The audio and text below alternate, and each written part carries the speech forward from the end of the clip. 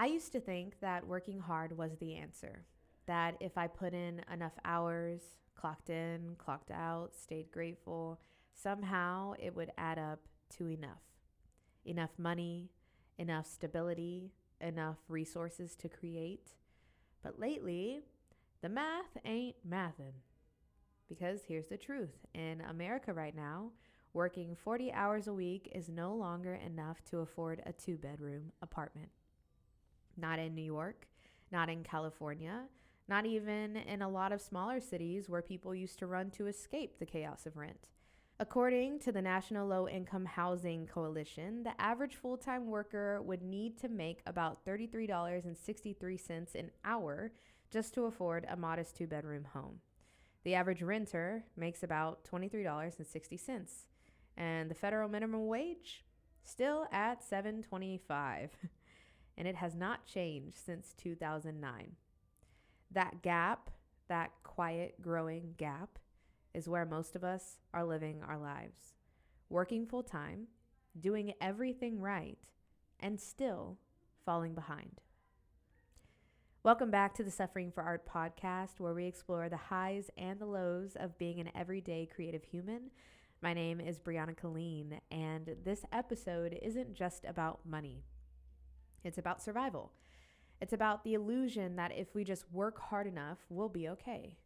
And the painful realization that for so many of us, that's no longer true. But it's also about what we can do next. Because while the system may be broken, we don't have to be. There's this deep ache in our generation, a mix of exhaustion and disbelief. We were raised on the American dream. Go to school, get the degree, work hard, and then one day you'll earn comfort. Except we did that, and we're still living paycheck to paycheck. I talked in a previous episode about how the American dream was never just personal. It was a systemic setup, a story sold to us that didn't account for reality. And today I want to expand that conversation because the financial American dream is just as flawed. The promise that if you work hard, play by the rules, and stay disciplined, you'll eventually make it. But for so many of us, that dream feels like it's expired before we ever really got a chance to live it. Creatives, teachers, baristas, full-time employees with side hustles, all of us are quietly asking the same question: why isn't it working? In New York City, where I live, you'd have to make about $40 an hour to afford a 2-bedroom apartment. That's over $80,000 a year just for rent and basic expenses. And the minimum wage here is $16.50 an hour. And for a lot of creatives, the nannies, the servers, the bartenders, that's what we're making, without benefits, without health care, and without life insurance. We're working, performing, creating, serving, and somehow we're being punished for it. And it's not laziness, though that's what people love to say. Get a second job, work overtime, budget better. But how do you budget around a system that hasn't kept up with the cost of being alive? And I don't share all these numbers to make you feel hopeless. I share them because we need to name what's real before we can change it. Because once we name it, we can stop blaming ourselves for being tired. We can stop carrying shame for struggling to survive. And we can start to rebuild differently. The truth is, we probably can't change the minimum wage overnight. We probably won't fix the housing crisis or the wage gap this year. And I'm not saying we shouldn't try. We should stay informed. We should vote, speak up, push for policy change. But if I'm being real, most of us don't have the privilege of waiting for the system to catch up before we learn how to survive it, before we learn how to thrive in it. So what do we do in the meantime? We learn how to play the game. Not in the cynical sense, not selling out or abandoning our values, but by understanding how money actually works. Not in the cynical sense, not selling out or abandoning our values, but by understanding how money actually works, how the system works, so we can move through it instead of always being moved by it. Because here's something most of us were never told. The wealthy aren't playing a different game. They're just playing with a different rule book. They've had access to financial literacy for generations. They were taught about compound interest and investing and tax advantage accounts before they could even rent a car, while most of us were taught how to stretch a paycheck. And that's not your fault. That's just gatekeeping. That's a system designed to make sure financial knowledge stays in certain rooms. But that ends today, because once you understand how money grows and how you can make it work for you, you realize you don't have to wait for permission to start building wealth. And that's where investing comes in. I want to talk about how investing actually works, what it is, why it's not just for finance bros, because this right here is how you start playing the system that was never built for you. When I first started learning about money, it felt like another language. 401k, IRA, ETF, compound interest, so many letters and so many terms. And even with a good upbringing and a basic understanding of money, I was lost. I used to tune out because it felt like a world I didn't belong to, a world of men in suits, graphs on screens, and a phrase like diversify your portfolio. And I know some of you want to tune out of this episode too, but before you do, let me remind you of something. We have to reclaim our financial literacy like it's a creative act, because it is. Financial freedom is creative freedom. So if you get lost or forget the terms after I say them, that is okay. Study this episode, play it back multiple times, grab a notebook and write things down, because when you write things down, you help your brain remember them. And remembering how money works matters. So with that out the way, what we're diving into today assumes that you already have the basics in place. You've got a budget, a savings account, and you're keeping up with your bills. If you don't have those things yet, that is okay. This is just your next chapter, not your starting point. I'd suggest you go back to episode 5 of this podcast, where we talk about budgeting, building savings, and getting your money organized. Once you've done that and you're ready to take the next step towards financial freedom, come back to this episode. This will be the episode for you. Okay, let's break down investing. At its simplest, investing is how you grow your money. Even if the money coming in isn't as much as you want or need right now, a good next step is learning how to make what is left after paying bills and savings grow. So what is investing? Think of the economy as the giant ecosystem where businesses grow, where they trade and create extra value. Each business, from Apple to your local coffee chain, can issue stocks, which are tiny pieces of ownership in the company. When you buy a stock, you're buying one of those tiny pieces. And as the company grows, your piece grows with it. That is how everyday regular people can invest in the stock market. Now, what can be scary about that is these businesses, whether they do good or bad, determine if your money grows or if you lose money. That's what people mean when they say the stock market is going up or down. There are risky investments where you put in a lot of money in hopes that you get a lot quickly, but that also means you can lose a lot. And there are safe investments that are meant for steady, long-term growth.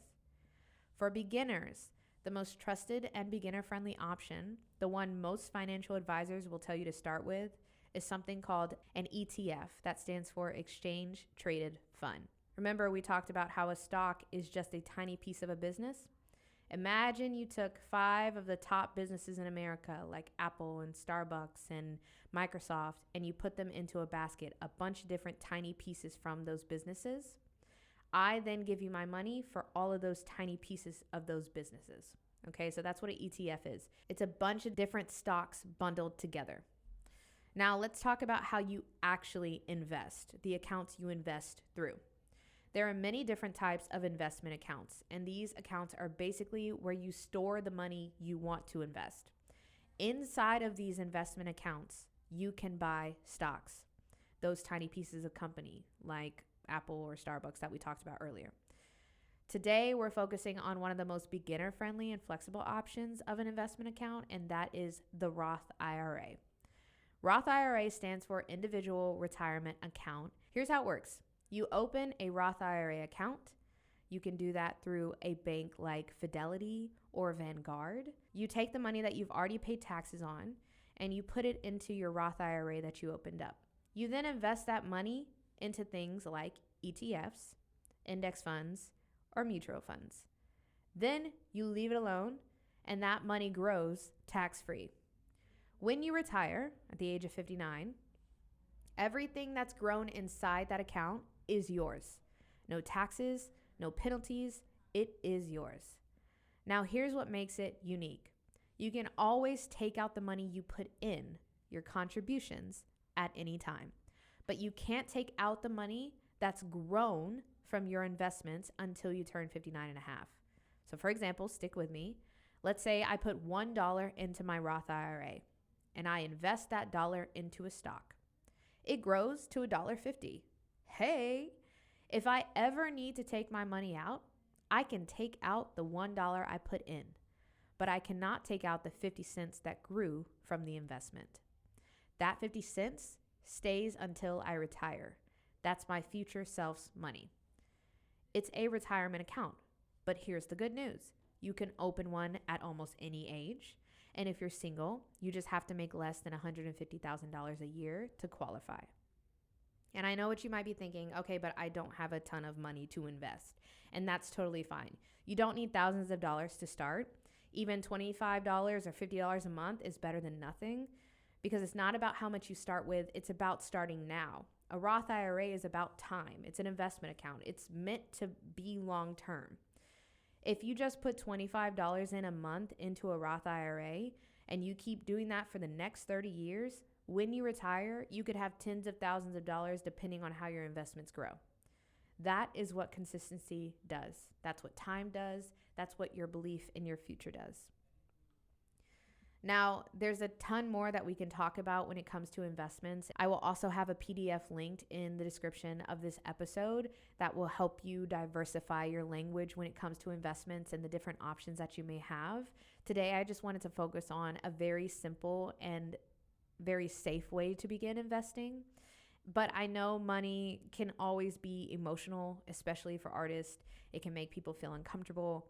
And we've been taught that creativity and capitalism don't mix together, that if you love your work, you shouldn't care about the money that comes from it.